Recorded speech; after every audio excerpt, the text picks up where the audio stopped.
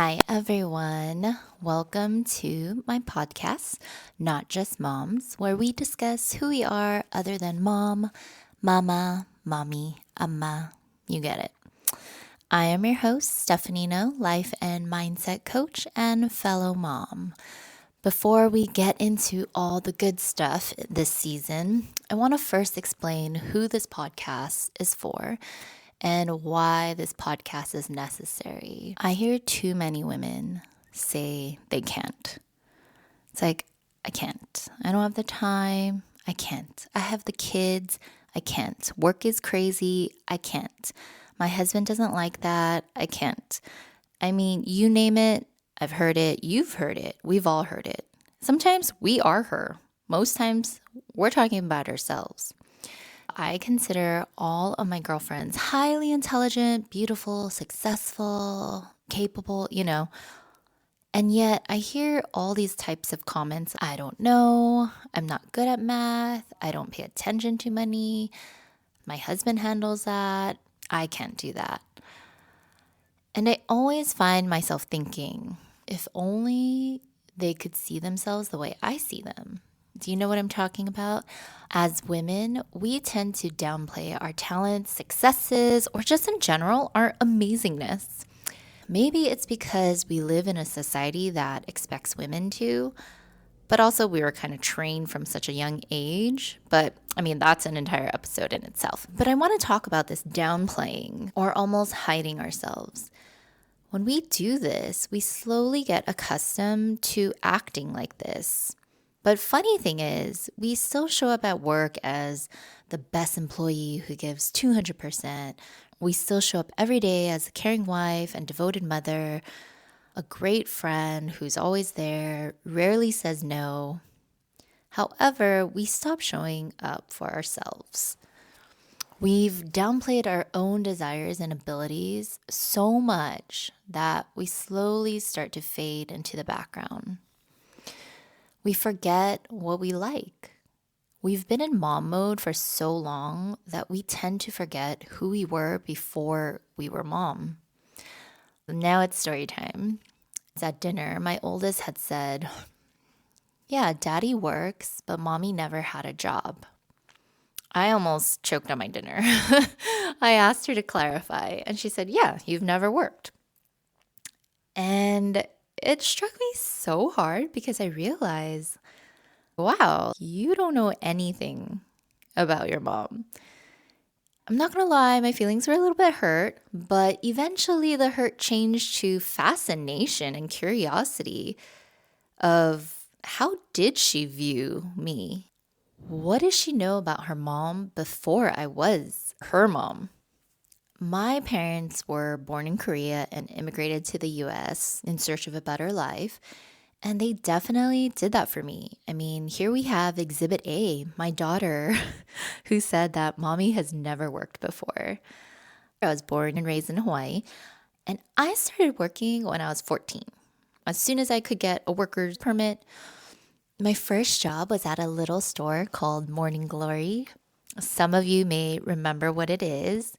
When I think back, it's quite crazy. I mean, I used to close the shop at 9 by myself and then drive home. I mean, after I had my driver's license.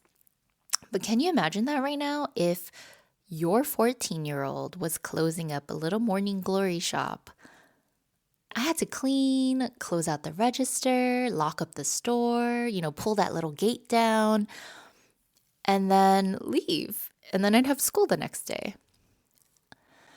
When my daughter was born, my oldest, we were living in San Francisco in a tiny apartment with no family around.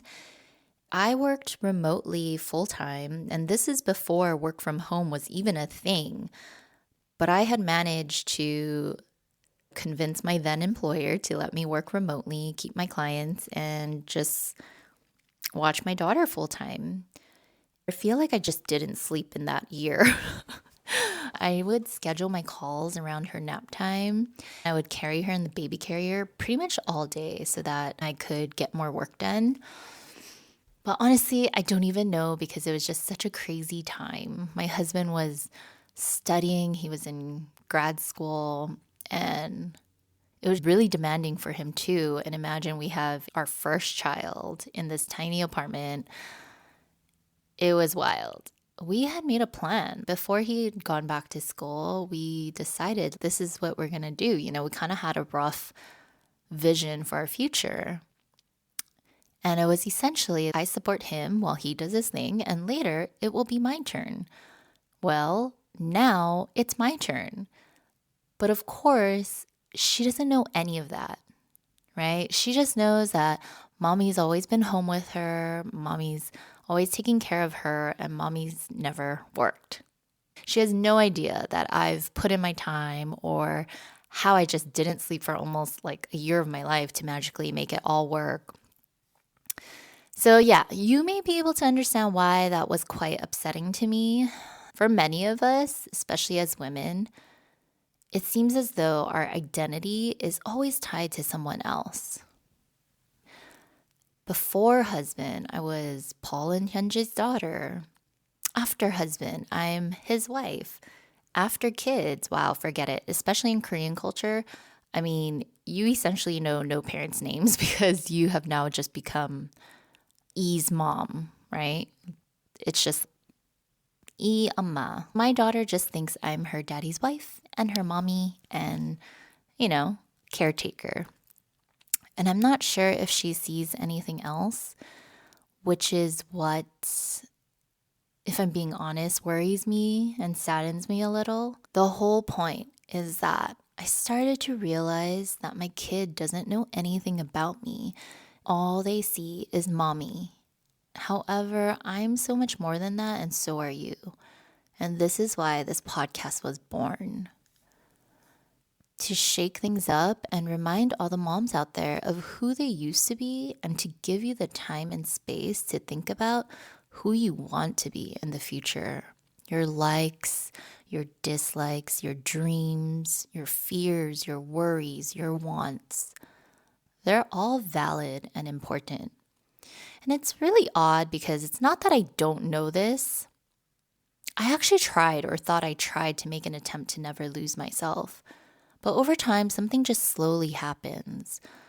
You start to care less about your outfits because the kids are going to get it dirty anyways. Or you eat your kids' leftovers because you don't want to waste food. You stop picking your favorite restaurants anymore because your kids don't like it, and you just honestly don't really want to deal with all the tantrums. You love fruits, but you don't eat it anymore because really there's none left after your kids get home. And in those moments when I chose my kids or work or husband or family priorities over myself, I was slowly chipping away at my own identity and self without even knowing it. So that's where I come in. It's to use this podcast to open our eyes and hearts and minds to all the possibilities still out there for us, to help us dream again. The most common phrase that I hear from the women I coach is, I don't even know what I want. And that's not your fault. You've just been too busy being everything to everyone else that you just haven't ever had the time to sit down to think about it. We're constantly changing and evolving. I mean, so much can happen just in one day. So when we're not intentional or we really don't put the care into something, it will show over time. It completely makes sense that after all the changing that has happened and gone on, we somehow lost track of what we like anymore. But that's okay. I'm here to help you figure it out. This podcast is here to offer you ways to dive into who you are a little bit deeper. And we'll discuss actionable strategies, tips, questions to provoke your thoughts so that we can just explore more into who we are as individuals and all the multifaceted interests and identities that we want to have. And if not, at the very least, we'll definitely figure out what you don't like. That's for sure. So Thanks for listening. If this resonates with you, please share with another mom friend who you want to support and show love to. I hope you come along for the ride. This is going to be super fun, I promise. So, till next time, bye.